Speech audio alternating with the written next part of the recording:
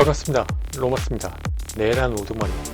대한민국 영토의 전부 또는 일부에서 국가 권력을 배제하거나 국헌을 문란하게 할 목적으로 폭동을 일으킨 자들의 가장 윗사람이란 뜻으로 대한민국 형법 제87조 제1호는 이렇게 규정을 하고 있습니다. 우두머리는 사형, 무기징역 또는 무기금고에 처한다. 우두머리라는 그 단어가 갖고 있는 무게감과 상징성 때문에 누구나 이 단어를 접하게 되면 멈칫하지 않을 수 없습니다. 1641만 가까운 대한민국 국민들의 지지를 받고 선출된 윤석열 전 대통령이 받고 있는 이 내란 우두머리 혐의는 이 선거 결과에 따라 윤석열 전 대통령의 정당한 비상기업 명령에 단순히 따른 것에 불과한 군인, 공무원, 그들 모두에게 그들이 받고 있는 수사나 조사에 가장 본질적인 영향을 미칠 수도 있다는 문제 때문에 윤석열 전 대통령에 대한 내란 우두머리 혐의 선고 결과는 몇 번을 강조해도 지나치지 않을 정도로 중요한 의미를 갖습니다. 윤석열 전 대통령의 이 내란 우두머리 혐의에 대하여 공소를 유지하고 있는 특검은 윤석열 전 대통령에게 어떻게 해서든지 온갖 죄를 다 뒤집어 씌운 다음 가장 최악의 그리고 최대의 악으로 하루속히 처단하고 싶은 진영의 마음을 대변이라도 하는 상태입니다. 참 어이가 없습니다. 윤석열 전 대통령에게 과연 잘못이 있는 것인지, 또 그렇다면 윤석열 전 대통령에 대하여는 어떤 선고가 내려져야 하는 것인지 곰곰이 한번 따져보겠습니다. 윤통국민변호회 오늘 방송 시작합니다. 특검이 주장하는 공소의 요지는 이렇습니다. 첫째, 윤석열 전 대통령이 입법권과 사법권을 찬탈하여 장기 집권하려는 목적으로 13 비상계엄을 선포했다는 것입니다. 둘째, 윤석열 전 대통령이 군과 경찰을 동원하여 국회의 권한 행사와 기능을 무력으로 정지시키려 했다는 것입니다. 셋째, 윤석열 전 대통령이 정치적 반대 세력에 대한 체포 및 비판 언론사에 대한 봉쇄를 시도했다는 것입니다.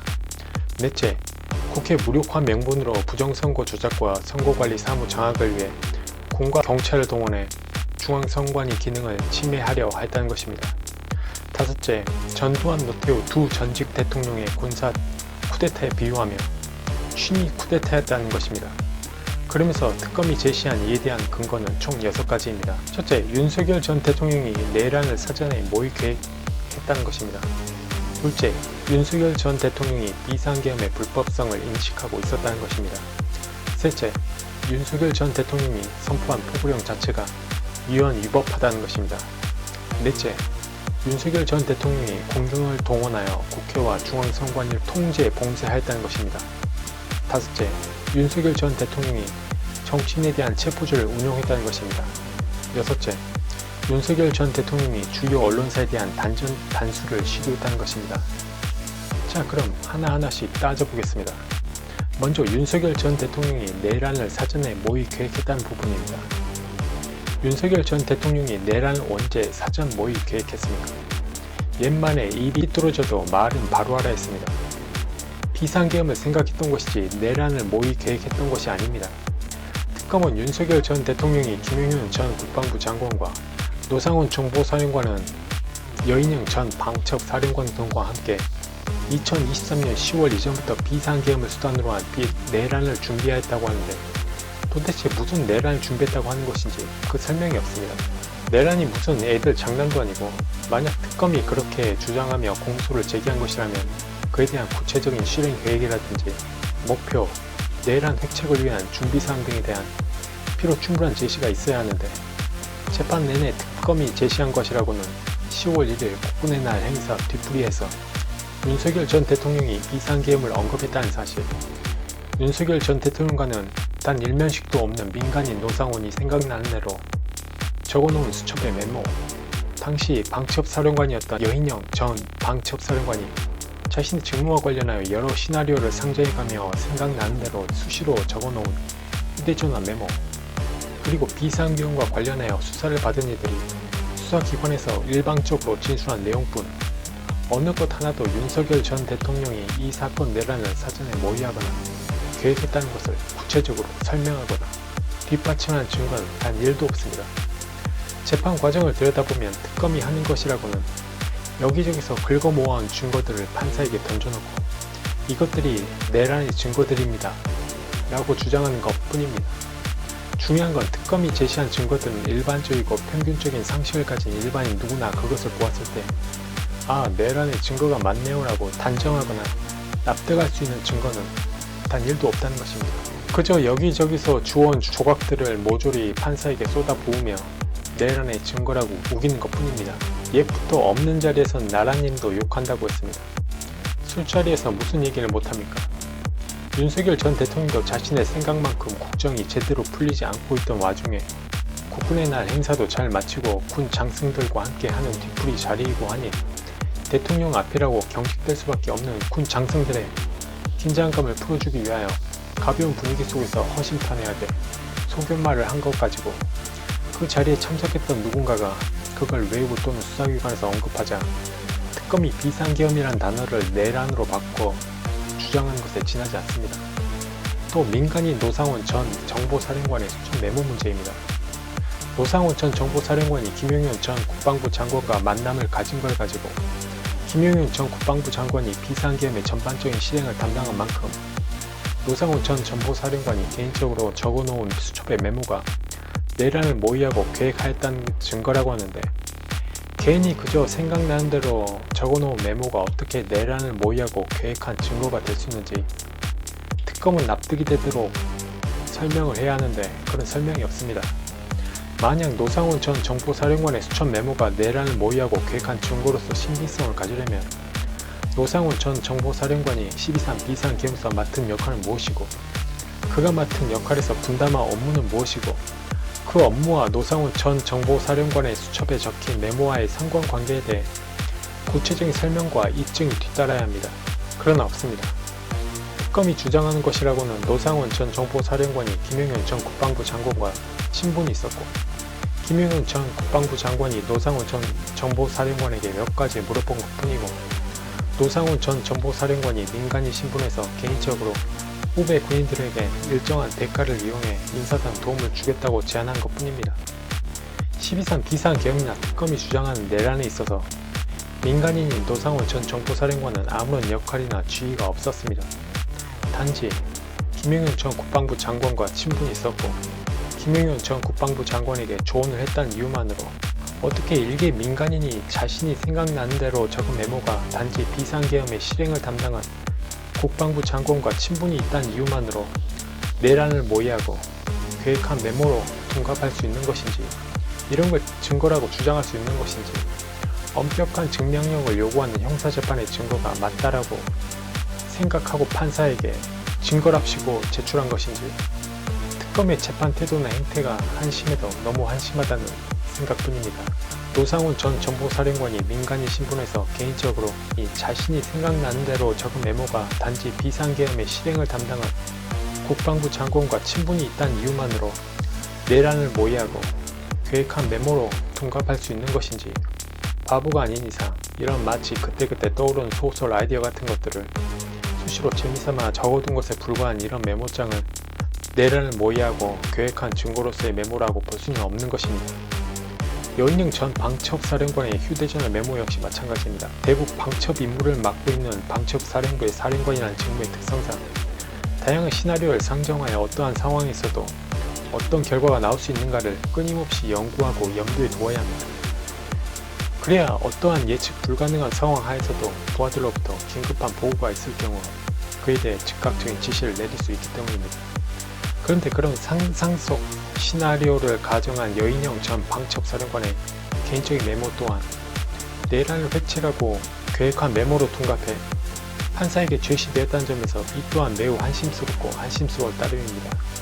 그러면서 특검은 그것이 어떻게 내란을 모의하고 계획한 것이고 그러한 계획이 어떻게 구체적으로 준비되고 실행되었는지에 대해서는 마찬가지로 평균적 상식을 가진 일반인이라면 누구나 납득할 수 있을 정도의 구체적인 설명을 못한 채 단순히 판사에게 내란을 획책한 증거라고만 이야기하고 뚝 자료만 던져놓고 증거입니다라고 주장하고 있을 뿐입니다.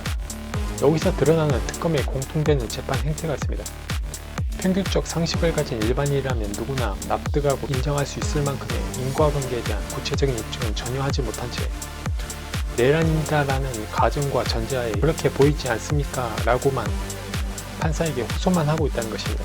명세히 검사라는 자가 증거를 제시했으면 이게 어떤 증거이고 이게 어떻게 작용을 하였으며 어떤 경로를 통해 어떻게 결과가 도출되었는지 구체적이고 유기적인 인과관계를 입증해야 하는데 달랑 단순히 내란 증거입니다라고 증거만 던져놓고 그걸 본 판사나 일반인 누구라도 고개를 끄덕일 만큼의 설명이나 입증은 전혀 하지 못하고 있다는 점에서 특검이 윤석열 전 대통령에게 씌운 내란 우두머리 혐의가 인정된다고 주장하는 증거들은 단 1도 그 혐의를 직접적으로나 간접적으로도 어떠한 증거나 증명조차 되지 못하고 있다는 걸 주목해야 합니다. 오로지 그저 그렇게 보이지 않습니까? 그렇게 보이잖아요 하는 증거와 증명들 뿐인 것입니다. 특검의 행태를 보면 그저 판사에게 그럴싸해 보이는 증거만 던져놓고 판사를 바라보고 눈만 멀뚱멀뚱 깜빡이고 있는 어린아이와 같다는 인상을 지울 수 없습니다. 또 수사기관에서 진술한 이들의 진술서에 대해 이야기를 해보면 구체적인 다른 증거로서 그 진술을 뒷받침하거나 여러 진술이 공통적으로 이야기를 할 때 그 진술에 신빙성이 있다고 이야기할 수 있는 법입니다. 그런데 특검이 제시한 수사기관에서 수집된 진술서는 진술자들의 일방적인 진술뿐이고 대질이나 다른 증거들을 통해 교차 검증된 게 없어 그 신빙성이 없다는 점입니다. 이것 또한 특검은 수사기관에서 이렇게 진술했습니다. 수사기관에서 진술한 것이니까 믿어주세요라고만 하면 판사에게 진술 기록들을 던져만 놓았을 뿐 어느 것 하나 이러한 진술은 어떠한 진술과 그 내용이 일치하고 또 어떠한 증거와도 그 내용이 부합하기 때문에 신빙성이 있다는 설명이 없다는 점에서 그 증거 능력이나 증거로서의 채택은 불가합니다. 따라서 윤석열 전 대통령이 내란 우두머리로서 내란을 모의하고 계획했다고 하는 특검의 주장은 오로지 허울뿐인 주장뿐이고 이를 구체적으로 설명하거나 뒷받침하는 증거들이 존재하지 않는다는 점에서 이유 없습니다. 둘째, 특검은 윤석열 전 대통령이 내란 우두머리로서 비상계엄이 불법이라는 것을 인식하고 있었다는 것입니다. 그 근거로 비상계엄 선포와 관련하여 국무회의의 실질적 심의라든지 국무위원회 부서도 없었고 국회에 대한 통지조차 하지 않았다고 하여 그 절차적 문제성을 제기하고 있는데 지금 특검이 착각하고 있는 게 있습니다. 윤석열 전 대통령에 대한 내란 우두머리 혐의 재판에서 비상계엄 선포 과정은 그 심리의 대상이 아니란 점입니다.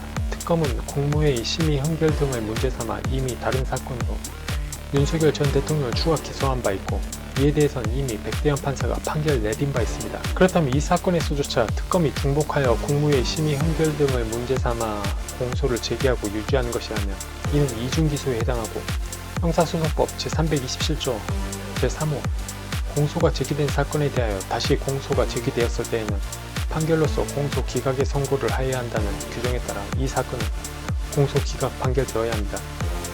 따라서 윤석열 전 대통령의 내란 우두머리 혐의와 관련하여 특검이 주장하는 비상계엄이 불법이라는 것을 인식하고 있었다라고 하는 것은 공소 기각 판결이 내려지는 게 맞습니다. 다음으로 포고령 발령 및 집행회의가 형법 제87조에 규정된 폭동회의에 해당한다는 것입니다. 비상계엄이 선포되면 그에 뒤따라 포고령이 선포되는 것은 당연한 절차입니다. 그런데 이 포고령은 김용현 전 국방부 장관이 직접 작성한 것으로 김용현 전 국방부 장관도 인정한 사실입니다. 하지만 중요한 것은 그에 대한 어떠한 해학적 실행의 고의나 인지가 전혀 없었다는 점입니다. 김용현 전 국방부 장관이 계엄 관련 문헌을 참고해서 이 포고령을 작성했다고 하는데 그것이 어떠한 의미가 있는지도 전혀 모르는 상황에서 단지 형식적 요건만 갖추기 위해 작성된 문서였다는 점입니다. 물론 그 포고령을 받아들이는 일부 국민들은 그 포고령이라는 단어 자체가 갖고 있는 엄중함과 위압감에 일부 공포심을 가졌을 수도 있습니다. 중요한 것은 비록 포고령의 작성과 발령이라는 행위 자체는 있었지만 최초 그것을 작성할 당시나 그 이후에도 실제로 그 포고령을 통해 어떠한 해악을 실행할 의사로 작성하거나 발령한 게 아니란 점입니다. 단지 김용현 전 국방부 장관이 아무런 배경 지식이나 국방부 내 법무실장이나 참모 등 전문가 등의 어떠한 도움도 없이 단순히 비상계엄 선포에 대한 형식적 요건만을 갖추기 위한 심산으로 개인적으로 작성했다는 점에서 해악의 실행에 대한 고의나 사전 인지를 인정할 수 없다는 것입니다. 만약 포고령이 발령되고 그 포고령에 적힌 내용이 실제 실현되었다면 전혀 달리 볼 수 있습니다. 하지만 그러한 실현 행위는 아예 애초부터 존재하지도 않았고 위법성에 대한 인식조차 전혀 없는 상태에서 대통령이 비상계엄 선포에 대한 형식적 욕구만을 갖출 생각으로 법정 문외한이 김용현 전 국방부 장관이 개인적으로 혼자 작성한 것에 지나지 않았다는 점에서 그 해악의 실현에 대한 인지나 고의성을 인정할 수 없으므로 비록 포고령이 선포는 있었다 하더라도 그 선포로 인해 특별히 해악을 실현하고자 하는 의사는 처음부터 애초 전혀 존재하지 않았다는 점에서 이 또한 윤석열 전 대통령의 내란 우두머리 혐의의 고의로서도 성립될 수 없습니다. 더구나 검찰총장 출신인 윤석열 전 대통령 또한 실제 그 포고령을 실현할 의사가 있었더라면 김용현 전 국방부 장관이 보고한 포고령의 내용을 보고 이 부분은 헌법이나 법률에 맞지 않으니 고치라고 지시하였을 것입니다. 하지만 그런 일조차 없었습니다. 왜냐하면 그 포고령을 실행할 의사로 그 포고령을 작성한 것이 아니라 단지 비상계엄의 형식적 욕구만을 갖출 생각으로만 포고령을 작성한 것 뿐이라는 걸 윤석열 전 대통령도 잘 알고 있었기 때문입니다. 그렇기 때문에 김용현 전 장관은 물론 윤석열 전 대통령에게조차 포고령 선포로 인한 해악의 실현 의사를 인정할 수 없으므로 특검이 주장하는 김용현 전 장관은 물론 윤석열 전 대통령에게 폭동회의가 있었다고는 할 수 없는 것입니다. 그 다음 군경을 동원한 국회 및 선관위에 대한 봉쇄 및 출입 통제가 있었으므로 윤석열 전 대통령에게 내란 우두머리 혐의를 인정할 수 있다는 특검의 주장입니다. 특검은 각종 CCTV 자료, 국회 및 선관위에 파견되었던 군과 경찰 상호 간에 이루어진 무전 통신 내역 등을 근거로 헌법기관인 국회 및 선관위를 장악하고 봉쇄, 통제하려 하였으므로 이는 국헌문란에 해당하고 윤석열 전 대통령에게는 내란 우두머리 혐의가 인정된다는 것입니다. 국헌문란. 이 단어가 이번 사건에 있어서 가장 본질적인 단어라고 할 수 있습니다. 이 단어를 정의하려면 당연 전두환, 노태우 두 전직 대통령의 12.12 군사 쿠데타에 대한 역사적 판결이라고 평가되는 9.6도 3376 대법원 판결을 보지 않을 수 없습니다. 해당 판결에서 대법원은 국헌문란이라고 함은 헌법에 의하여 설치된 국가기관을 강압에 의하여 전복 또는 권능 행사를 불가능하게 하는 것이라고 정의하고 있습니다. 2024년 12월 3일 윤석열 전 대통령이 비상계엄을 선포하고 국회 정부는 경찰이 통제하였고 선관위 사무소에는 군이 파견되었습니다. 그리고 무엇이 있었습니까? 국회의 기능이 마비되거나 선관위의 선거관리 사무가 불가능하게 된 일이 있었습니까? 강압이 있었나요? 아니요. 전혀 없었습니다. 대통령이 비상계엄 선포에 따라 국회로 몰려드는 인파를 통제하기 위하여 국회 경비를 맡고 있는 경찰이 우선 통제를 할 수밖에 없었고 선관위 사무소는 선거 사무 파악을 위해 군이 들어간 것 뿐입니다. 다들 당시 뉴스 속보 등 실시간 라이브 방송으로 그 내용을 다 목격하지 않았습니까? 특검은 선관위 서버실을 폐쇄하고 선관위 직원들을 체포하기 위하여 제2수사단을 운용했다고 하는데 폐쇄한 사실도 제2수사단을 설립한 사실조차 없습니다.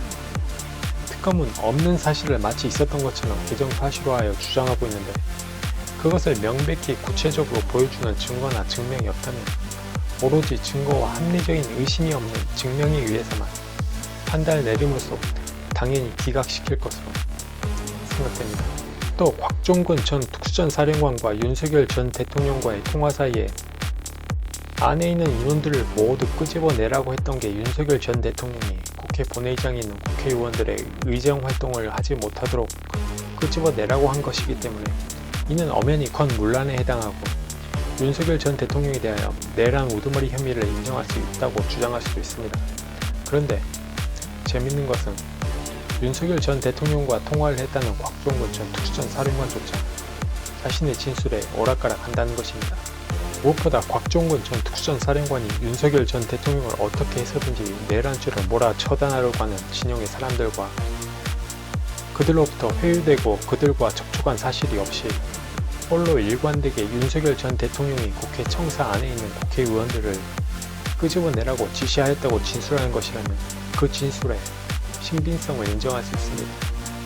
하지만 곽종근 전 특수전 사령관이 일부 국회의원들로부터 회유를 당하고 그들과 접촉한 이후부터 태세를 전환하여 진술이 바뀌고 그 이후에는 본인조차 그 내용을 정확히 인지하지 못하고 진술을 오락가락 한다는 점에서 즉 오염된 증거라는 점에서 그 신빙성을 인정할 수 없습니다.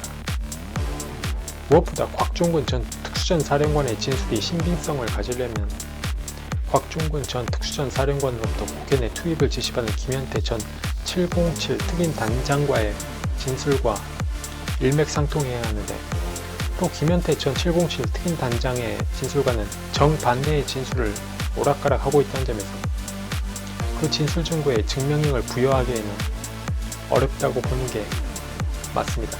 오히려 어떠한 회유 정황도 존재하지 않아 오염되지 않은 것으로 평가받는 김현태 전 707 특임단장의 진술에 더욱 신빙성을 부여하는 게 맞고, 만약 곽종근 특수전 사령관의 진술을 증거로 채택한다면 동일선상에 있는 김현태 전 707 특임단장의 진술 또한 동일하게 증거로 채택되어야 하는데, 이 경우 이렇게 두 증거가 충돌하는 것이라면 둘 다 동시에 배제하는 게 공평하고 공정한 증거 채택 방식이라는 점을 명심해야 합니다.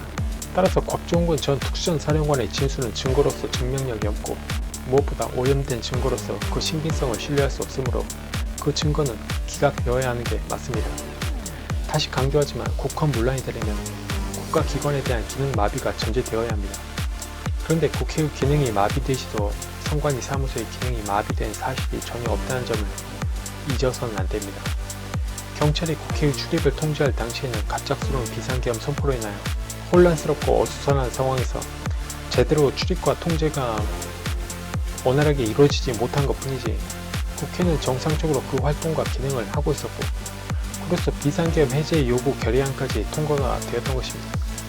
또한 선관위에는 군 병력이 들어가 서버실 상황을 점검하고 일부 외부 사진 촬영만 한 것뿐, 그 이상도 그 이하도 아무것도 없습니다.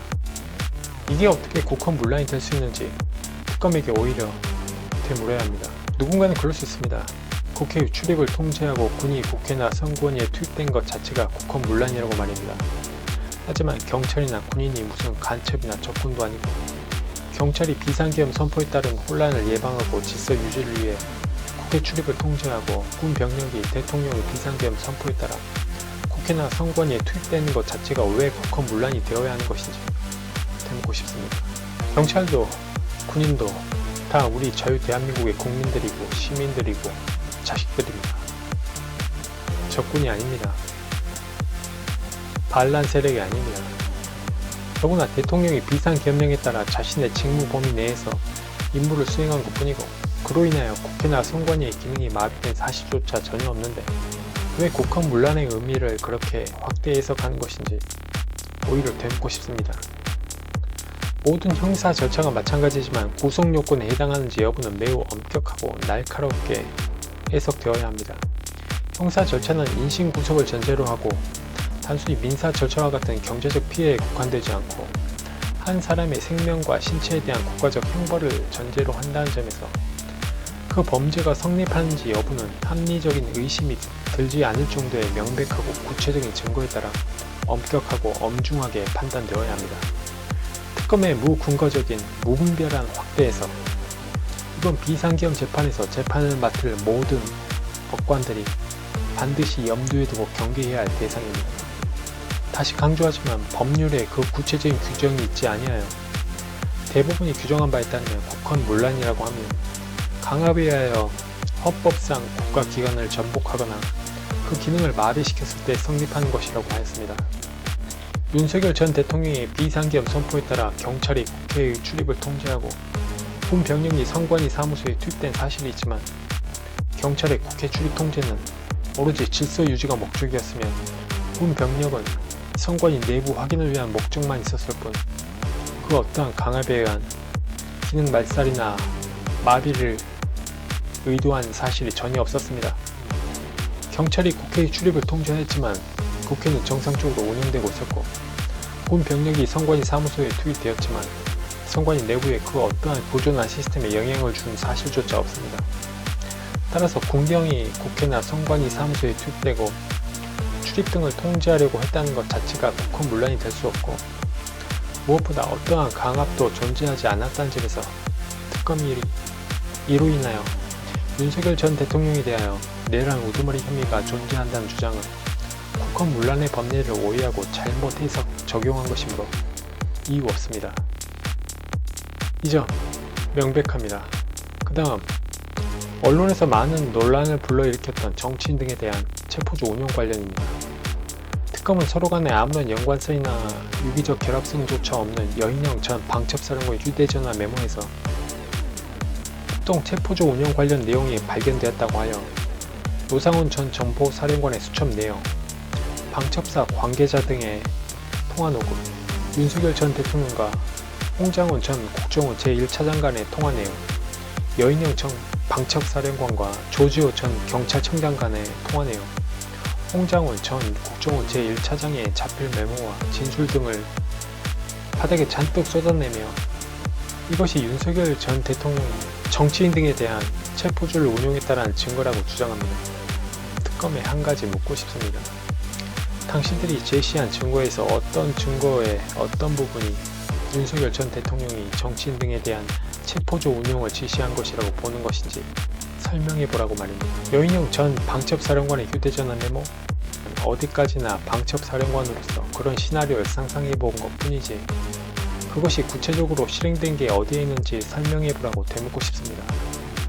아, 홍장훈 전 국정원 1차장이 윤석열 전 대통령과 통화하였고 그 지렁이 메모에 한동훈 등 정치인들에 대한 체포 명단이 있었기 때문에 윤석열 전 대통령이 누구를 잡아들이라고 지시를 하였나요? 홍장훈 전 국정원 1차장이 체포 명단이라고 진술한 지렁이 메모는 실제 국정원에서 그런 속기술도 가르치는 것인지 확인이 필요한 사항입니다. 그에 대한 구체적인 입증이 없다면 일반인의 상식에 비추어 그 메모는 홍장훈 전 국정원 1차장이 그저 그림을 그리거나 낙서한 것에 지나지 않으므로 증거 능력이 없다고 보아야 하는 게 맞습니다. 아, 홍장훈 전 1차장이 여인영 전 방첩사령관으로부터 그 명단을 전해 들었기 때문에 윤석열 전 대통령에 대해서 내란 우두머리 혐의가 성립된다. 여인영 전 방첩사령관이 윤석열 전 대통령으로부터 그 명단을 지시받았나요? 그런 증거가 어디에 있습니까? 아니면 윤석열 전 대통령이 김영현 전 국방부 장관에게 지시를 하였고 김영현 전 국방부 장관이 다시 여인영 전 방첩사령관에게 해당 명단을 전달하였고 그것을 홍장훈 전 국정원 1차장에게 전달된 것이라는 유기적인 인과관계에 대한 증거는 어디에 있고 그에 대한 증명은 과연 했는지 특검에게 묻고 싶습니다. 특검은 인정하고 싶지 않겠지만 그런 유기적인 인과관계는 물론 그와 관련된 어떠한 증거나 증명은 단 1도 존재하지 않았고 실제 이루어지지도 않았습니다. 왜 그럴까요? 이 또한 특검이 증명해야 되지 않을까요? 애초에 체포조라는 것은 존재하지도 상정되지도 않은 사항이기 때문입니다. 윤석열 전 대통령이 10월 국군의 날 행사 이후 뒤풀이 등의 술자리에서 그저 일부 정치인 등에 대한 불편한 감정을 가감없이 토로하며 비상겸이 필요하다고 이야기를 했고 그것이 외부로 유출되었고 여인영 전 방첩사령관의 개인 메모와 관련지어서 상상의 나래를 펼치며 연상하다 보니 마치 윤석열 전 대통령이 정치인 등에 대한 체포조 운영을 계획하고 시도했구나라는 식으로 누명이 씌워져 지금의 이 재판에까지 이르게 된 것입니다. 더욱이 여기서 더욱 명백히 해야 할 것은 내란이라고 하면 헌법상 국가기관의 기능을 마비시키기 위한 폭동이어야 한다는 것입니다. 특검에게 묻고 싶습니다. 체포조 명단이 나왔다는 게 폭동인가요?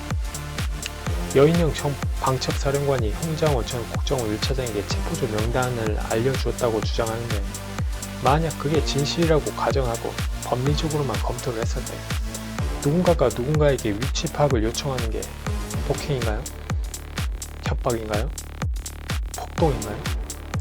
만약 특검이 이에 대한 법리적 검토 없이 단순히 증거들만 던져놓은 것이라면 판사는 이를 매우 엄중하고 심각하게 바라보아야 할 것입니다. 특히 특검이 이 재판에서 하고 있는 행태, 구체적인 입증이나 설명은 없이 단순히 여기저기서 막 받거나 모아온 자료들만 잔뜩 재판부에 던져놓고 이걸 종합해보면 내란죄가 성립한다는 해석 강요, 판사는 반드시 경계하고 유념해야 합니다. 따라서 체포조를 운용한 사실도 없고 그런 계획이나 지시조차 없는, 특히 윤석열 전 대통령이나 윤석열 전 대통령에서 기인하는 그 어떠한 지시도 단 1도 없었다는 점에서 정치인 등에 대한 체포조를 운용하였다고 운용하지도 않은 걸 마치 운용한 것처럼 말하는 특검의 주장은 모두 기각되어야 하는 게 맞습니다. 무엇보다 그에 대한 입증 책임을 부담하는 특검이 단순히 이것저것 증거라고 호소하는 것들만 잔뜩 무더기로 재판부에 던져놓고 어떠한 입증이나 증명조차 하지 못하고 있는 상황이라는 점에서도 이런 특검의 주장이 판사에게 받아들여질 것이라고 기대하는 것은 언감생심, 어불성설, 언어도단이라고 말하고 싶습니다. 상상 속 체포조 명단은 결코 내란 행위의 구속요건 해당성이 없습니다. 마지막으로 주요 언론사에 대한 단전 단수 시도에 대해 따져보겠습니다.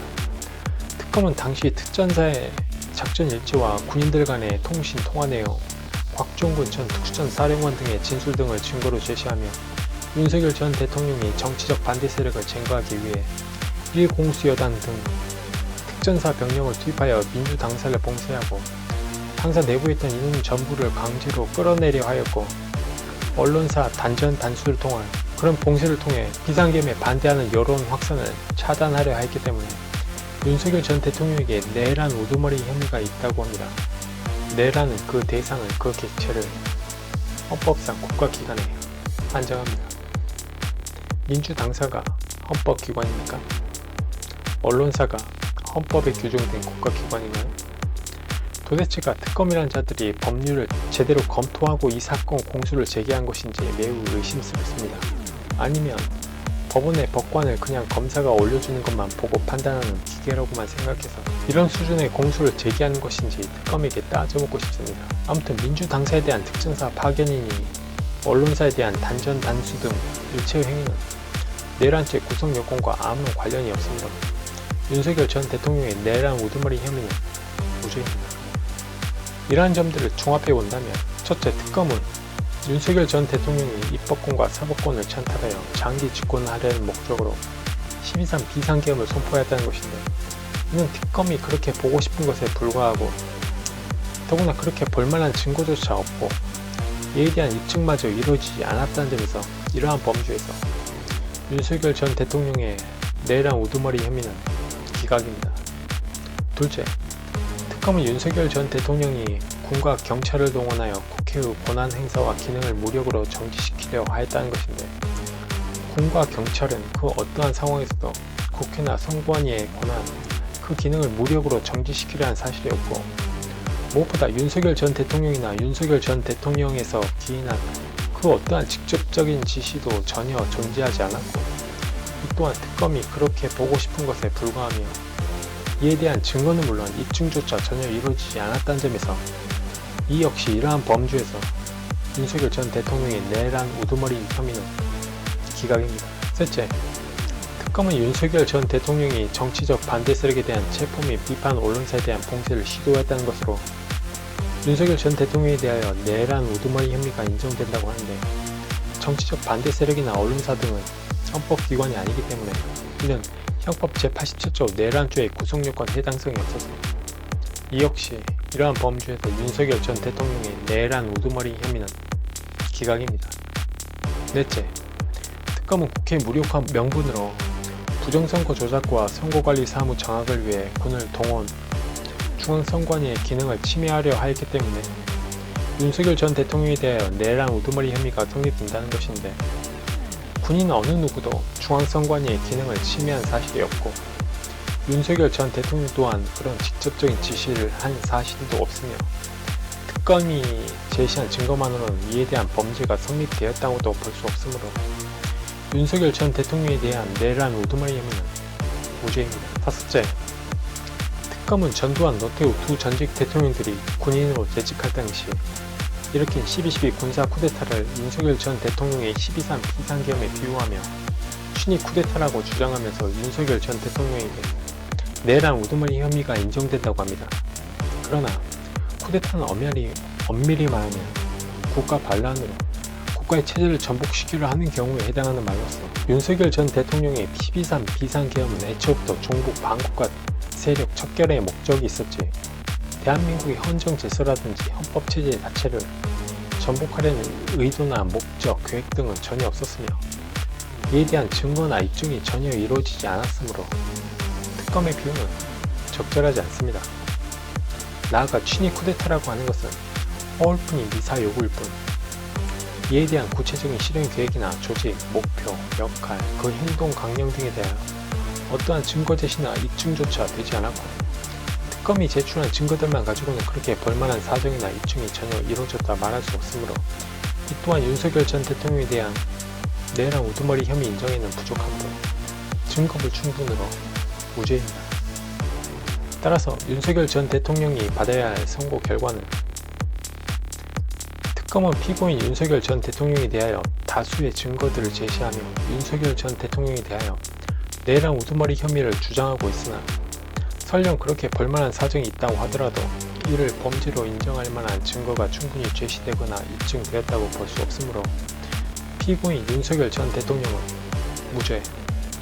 단, 이중 국무회의 심의 방해 주장 부분은 이중 기소에 해당한다 할 것이므로 이 범위 내에서 이 사건 공소를 기각한다. 특검의 기소와 주장을 한 줄로 평가하자면 자신들을 출범시킨 이들이 그리고 싶은 밑그림을 미리 그려놓고 그 위에 여기저기서 주워온 조각들을 덕지덕지 갖다 붙인다. 내란 우두머리라는 회개망측한 제목을 붙여놓고는 국민들에게 이를 보이면서 여러분, 이건 사진입니다.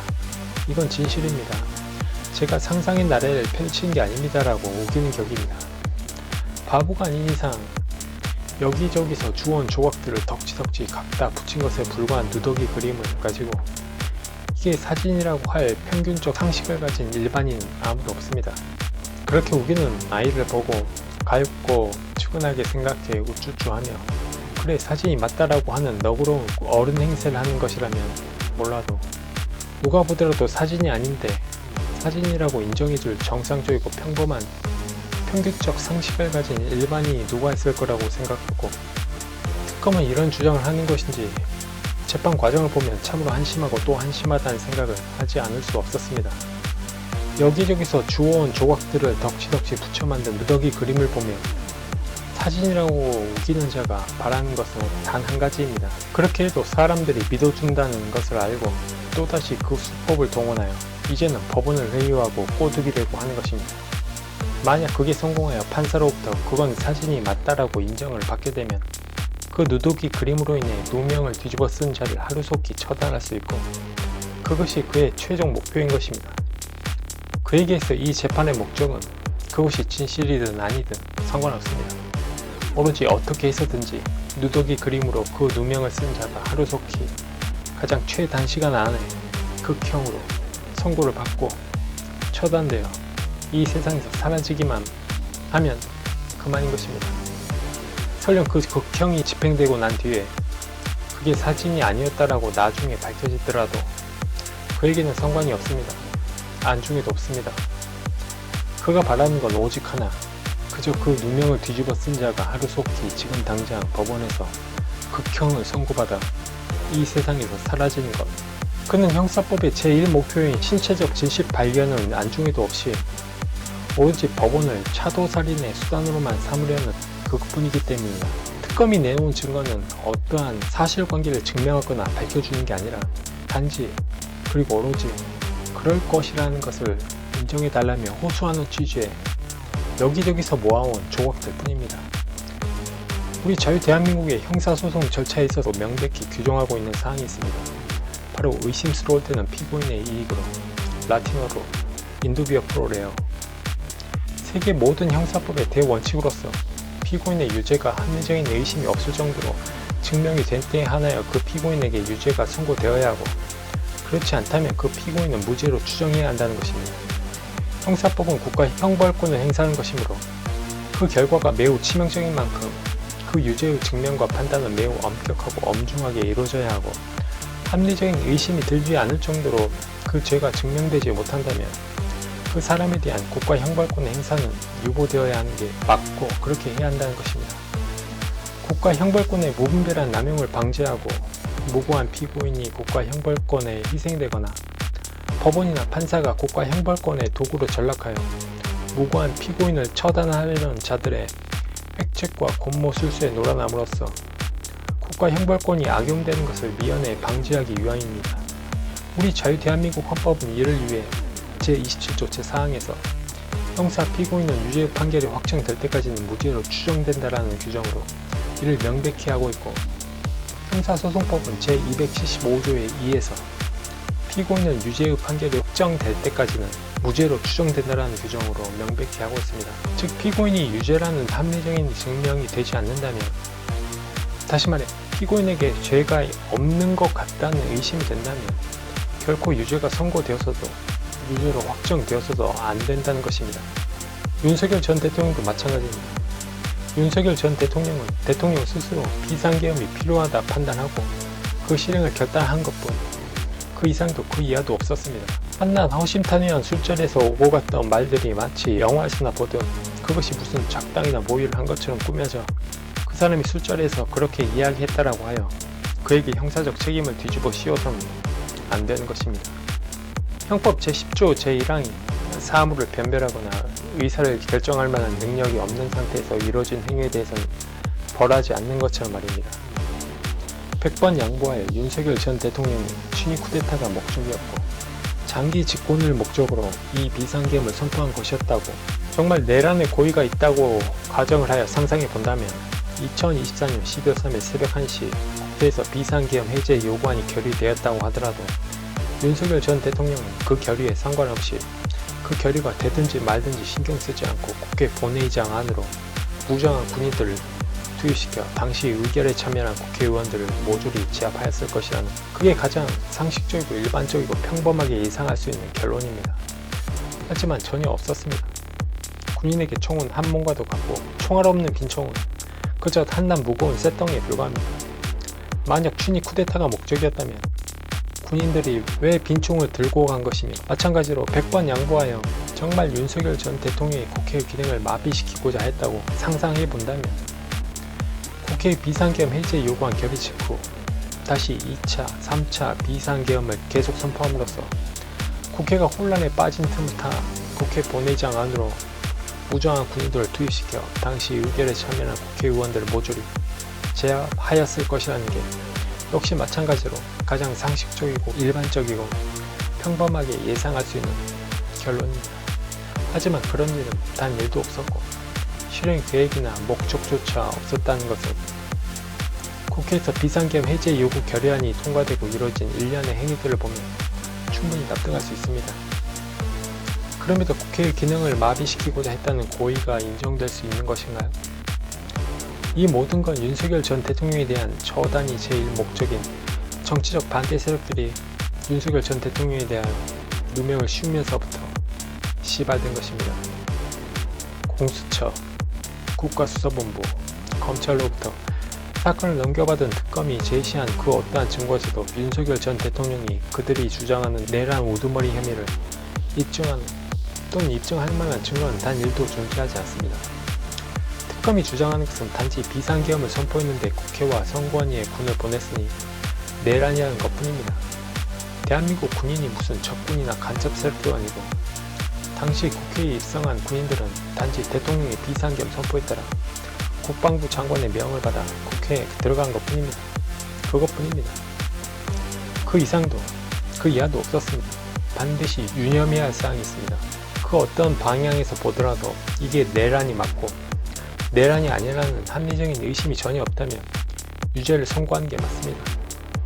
그게 법과 양심에 따라서만 공명정대한 재판을 해야 하는 법관의 본질적이고 진정한 자세이고 그것이 법관이 존재하는 이유이기도 하기 때문입니다. 하지만 그들이 주장한 대로 이쪽 방향에서 보면 그러한 사정이 있다고 하더라도 다른 쪽 방향에서 보면 전혀 그렇지 않다라는 합리적인 의심이 든다면 결코 유죄로 선언하거나 단정조차 해서는 안 됩니다. 이는 전 세계 그 어느 형사법에서도 당연히 존중되고 적용되고 있는 대원칙이자 대법칙이기도 하기 때문입니다. 더구나 내란죄는 그 선고형이 사형, 무기징역, 무기금고라는 극형밖에 존재하지 않는다는 점에서 증거에 대한 해석과 판단은 매우 엄격하고 엄중하고 날카롭게 이루어져야 합니다. 내란죄가 갖는 중대성도 중대성이지만 자칫 잘못 현혹된 판단을 내릴 경우 그 누군가에게는 인생을 송두리째 바꿔놓고도 결코 되돌릴 수 없는 피해를 입힌다는 점에서 더욱 그렇습니다. 그 대상은 한 사람이 될 수도 있고 수십, 수백, 수천, 수만 명이 될 수도 있습니다. 우리 형법 제정권자들이 내란죄에 대하여 상형, 무기징역, 무기금고만을 규정한 것도 내란죄가 갖는 중대성을 넘어 법원이 이에 대한 판단을 내릴 때에는 결코 가볍게 해서는 안 된다는 경고의 의미도 있습니다. 따라서 이 경우 가장 존중되어야 하는 제1원칙이 바로 전세계 모든 형사법이 공통적으로 적용하고 있음과 동시에 전세계에 존재하는 모든 법관들에게 반드시 필수적으로 당연히 그리고 절대적으로 요구하는 형사법 제1원칙인 무죄 추정의 원칙, 인두비어 프로 레어, 의심스러울 때는 피고인의 이익으로, 이것입니다. 판사는 이 원칙만 명심하면 됩니다. 그것만이 돌이킬 수 없는 피해로부터 무고한 피해자들을 막는 최선이자 최고의 방법이며 국가 형벌권이 어느 집단의 도구로 전락하거나 활용되는 것을 막는 최선이자 최고의 방법이고, 독립되어야 하는 사법부의 법관이 차도살인의 도구로 전락하는 걸 방지하는 최고이자 최선의 방법입니다. 내란 우두머리 혐의는 그 사안의 중대성과 우두머리의 상징성, 주의 통제 위치와 능력 등으로 말미암아 법정에는 사형, 무기징역, 무기금고뿐인, 즉 뭐 아니면 도인 사안입니다. 윤석열 전 대통령의 비상계엄은 전두환 노태우 두 전직 대통령이 군인이었을 당시 있었던 12.12 군사 쿠데타와는 그 시행 당시 당사자의 위치나 당시 행적 등을 비춰보면 전혀 다른 사안임이 분명합니다. 두 사안이 결코 내란이라는 하나의 카테고리 안에 하나로 섞이기에는 그 내용과 성격, 주체, 선포 동기 등이 전혀 다르다는 점을 판사는 결코 간과해서는 안 될 것입니다. 간과하지 않을 것으로 믿어 의심치 않습니다. 인두비어 프로 레어, 의심스러울 때는 피고인의 이익으로. 단 한 명의 사상자도 없었고 단지 대통령이 비상계엄 선포에 따라 군이 국회와 선관위로 출동한 것 뿐인데 이것이 과연 내란으로 몰려야 하는 것인지 판사가 내란몰이 선동자들에게 현혹되는 일 없이 오로지 법과 양심에 따라서만 누구에게나 이익이 되고 현명하고 올바른 판단을 내릴 것을 기대합니다. 마지막으로 전두환 노태우 두 전직 대통령의 12.12 군사 쿠데타에 대해 역사적인 판결 내린 대법원의 1997년 4월 17일 선고 96도 3376 전원 합의체 판결 내용 중 두 문구만 밝히고 이만 마무리하겠습니다. 국헌문란의 목적을 가지고 있었는지 여부는 외부적으로 드러난 행위와 그 행위에 이르게 된 경위 및 그 행위의 결과 등을 종합하여 판단해야 하고, 대통령의 비상계엄 선포 행위는 고도의 정치적, 군사적 성격을 지니고 있는 행위라 할 것이므로 그것이 누구에게도 일견하여 헌법이나 법률에 위반되는 것으로서 명백하게 인정될 수 있는 등 특별한 사정이 있는 경우라면 몰라도 그러하지 아니한 이상 그 계엄 선포의 요건 구비 여부나 선포의 당부를 판단할 권한이 사법부에는 없다. 오늘 방송은 여기서 마무리하겠습니다. 로마스TV는 앞으로도 대한민국의 보수의 가치를 더욱 공고히 하고 한반도를 완전하게 그리고 온전하게 자유 대한민국으로 통일하여 북한의 주민들까지 모두 온전히 그리고 안전히 자유 대한민국의 주민이 되는 그날까지 쉼없이 힘차게 나아가도록 하겠습니다. 앞으로 시청자 여러분들의 많은 관심과 응원 부탁드립니다. 구독, 좋아요, 알림 설정 안 하신 분들은 지금 바로 구독, 좋아요, 알림 설정 부탁드립니다. 그럼 다음 시간에 뵙죠. It took transmit. This too shall pass away. 이 또한 지나가리라. 고맙습니다.